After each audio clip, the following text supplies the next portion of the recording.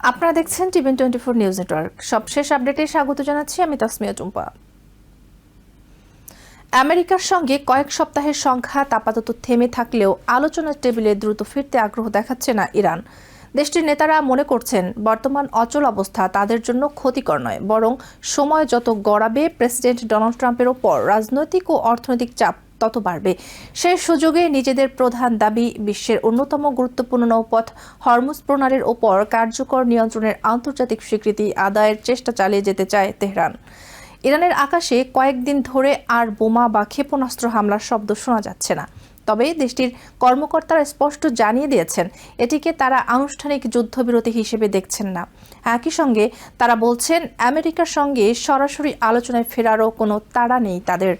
ইরানের সামরিক ও রাজনৈতিক নেতৃত্বের বক্তব্যে বারবার উঠে আসছে তারা নিজেদের দুর্বল নয় বরং শক্তিশালী অবস্থানে রয়েছে বলে বিশ্বাস করে।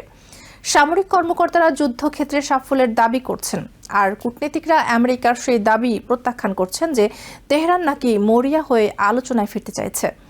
বিশ্লেষকদের মতে ইরানের বর্তমান অবস্থান থেকে বোঝা যায় দেশটি এখন এমন এক পরিস্থিতিকে গ্রহণ করেছে যা পূর্ণাঙ্গ শান্তিও নয়, আবার সরাসরি যুদ্ধও নয়। তেহরানের ধারণা প্রয়োজনে তারা আবারও সংঘাতে জড়াতে পারবে এবং একই সঙ্গে ট্রাম্প প্রশাসনের উপর চাপ ধরে রাখতে সক্ষম হবে। ইরানের প্রধান লক্ষ্য এখন হরমুজ প্রণালীকে ঘিরে নিজেদের অবস্থানকে আন্তর্জাতিকভাবে প্রতিষ্ঠা করা। বিশ্বের উল্লেখযোগ্য পরিমাণ তেল ও প্রাকৃতিক গ্যাস এই জলপথ দিয়ে পরিবাহিত হয়। ফেব্রুয়ারির শেষ দিকে আমেরিকা ও ইসরায়েলের হামলার পর ইরান কার্যত এই নৌপথে চলাচল ব্যাহত করে। তেহরান চাইছে ভবিষ্যতে এই কৌশলগত জলপথে তাদের নিয়ন্ত্রণকে স্বীকৃতি দেওয়া হোক, কিন্তু আমেরিকা এখন পর্যন্ত সেই দাবি মানতে রাজি নয়। ইরানের পররাষ্ট্র মন্ত্রণালয়ের মুখপাত্র ইসমাইল বাঘাই সোমবার সংবাদ সম্মেলনে বলেন, বর্তমানে যে পরিস্থিতি চলছে তাকে যুদ্ধবিরতি বলা যায় না। একই সঙ্গে তিনি ট্রাম্পের সে বক্তব্য অস্বীকার করেন যেখানে আমেরিকার প্রেসিডেন্ট দাবি করেছিলেন যে ইরান আলোচনার জন্য বিরতি চেয়েছে এবং দুই পক্ষের মধ্যে আলোচনা চলছে। এর আগে এয়ারফোর্স ওয়ানে সাংবাদিকদের ট্রাম্প বলেন, দুই দেশের মধ্যে এখন আলোচনা চলছে এবং নতুন কূটনৈতিক উদ্যোগ সফল হওয়ার ভালো সম্ভাবনা রয়েছে। গত সপ্তাহেও তিনি দাবি করেছিলেন সংঘাত শেষ করতে ইরান মরিয়া হয়ে বৈঠক করতে চায়, কিন্তু বাঘাই বলেন আমেরিকার সঙ্গে কোনো আলোচনা হচ্ছে না। তার ভাষ্য অনুযায়ী বর্তমানে ওমানের মাধ্যমে কেবল হরমুজ প্রণালীর ব্যবস্থাপনা নিয়ে আলোচনা চলছে। যদিও গোলাবর্ষণ আপাতত বন্ধ রয়েছে, তবু বিশ্লেষকদের মতে ইরানের সামনে বড় ধরনের অনিশ্চয়তা রয়ে গেছে। যে কোনো সময় আবার সংঘাত শুরু হতে পারে। স্থায়ী সমঝোতার সম্ভাবনাও এখনও দূরের বিষয়। এর পাশাপাশি দীর্ঘমেয়াদী অস্থিতিশীলতা, যুদ্ধের ক্ষয়ক্ষতি এবং আমেরিকার নৌ অবরোধের কারণে ইরানের অর্থনীতি আরও দুর্বল হওয়ার আশঙ্কা রয়েছে। ইরানের ইসলামিক রেভলিউশনারি গার্ড কোরের সাবেক মুখপাত্র রমজান শরীফ রাষ্ট্রীয় গণমাধ্যমকে বলেন, প্রতিটি পর্যায়ে ইরানের শত্রুতা কৌশলগত পরাজয়ের মুখে পড়েছে। অন্যদিকে দেশটির ভেতরেও কূটনৈতিক পথ নিয়ে মতবিরোধ রয়েছে। কট্টরপন্থীরা নতুন করে আমেরিকার সঙ্গে আলোচনায় বসার বিরোধিতা করছে। অন্যদিকে নির্বাচিত সরকার সংঘাত কমাতে কূটনৈতিক প্রচেষ্টা চালিয়ে যেতে আগ্রহী।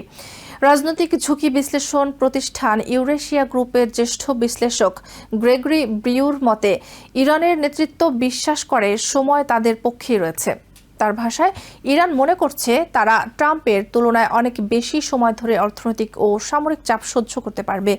শেষ পর্যন্ত ট্রাম্পই এমন একটি সমঝোতায় রাজি হবেন যা মূলত ইরানের শর্তের কাছাকাছি হবে।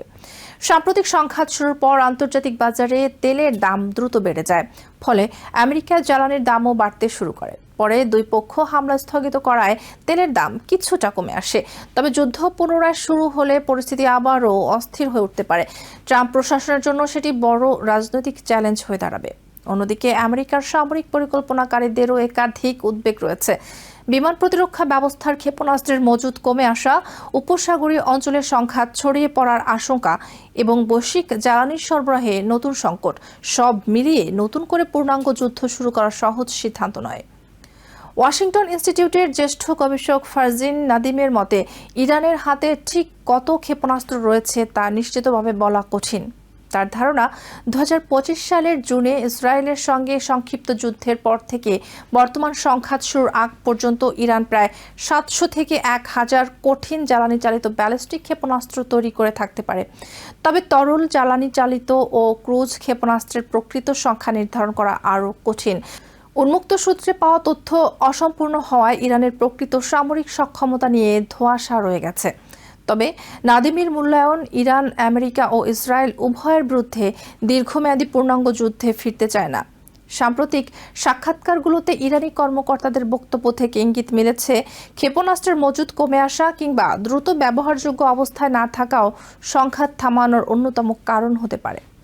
বিশেষজ্ঞদের মতে, হরমুজ প্রণালীর ওপর পূর্ণ নিয়ন্ত্রণ প্রতিষ্ঠার দাবিতে ইরান যদি অতিরিক্ত চাপ সৃষ্টি করে তাহলে সেটি উল্টো ফলও বয়ে আনতে পারে। গ্রেগরি ব্রিউর মতে, ট্রাম্পের জন্য হরমুজ প্রণালীর নিয়ন্ত্রণ ইরানের হাতে তুলে দেওয়ার চেয়ে সামরিক চাপ বাড়ানো রাজনৈতিকভাবে বেশি গ্রহণযোগ্য হতে পারে। এছাড়া বিশ্বের অন্য দেশগুলো আন্তর্জাতিক নৌপথে চলাচলের জন্য ইরানকে অতিরিক্ত অর্থ দিতে আগ্রহী হবে না। তবে উভয় পক্ষ যদি হরমুজ প্রণালীর ভবিষ্যৎ ব্যবস্থাপনা নিয়ে একটি সমঝোতামূলক অবস্থানে পৌঁছাতে পারে তাহলে নতুন করে সংঘাত এড়ানোর সুযোগ এখনও রয়েছে।